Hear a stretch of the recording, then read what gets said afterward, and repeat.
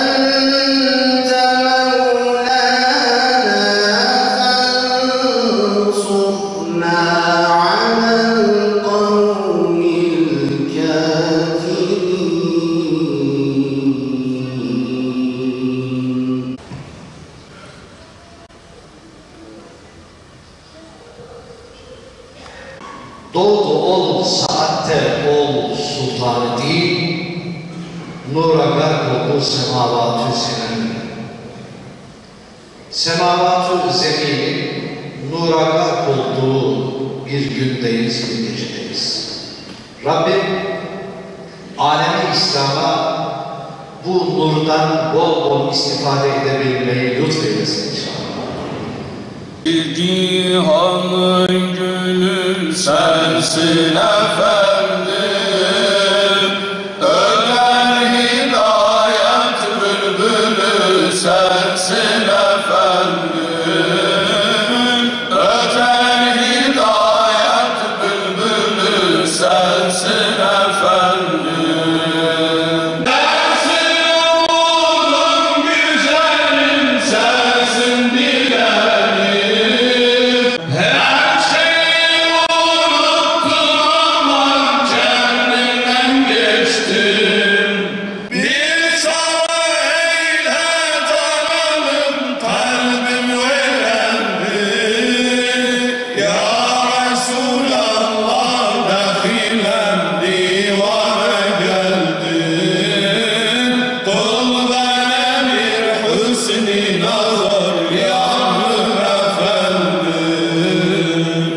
Gündüzün cevri zafadır gecelerim var.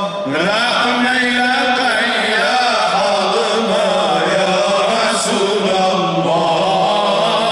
Benim hüsnü nazar yandım efendim.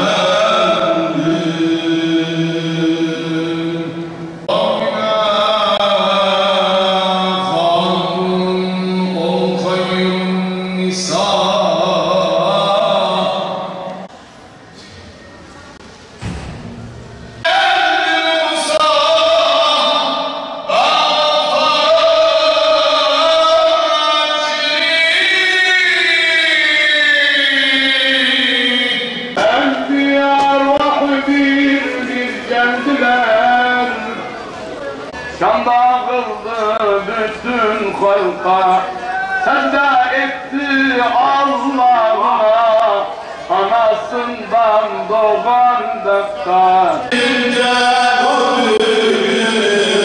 Gönül dolu ersala, İslam'ın bize döndü.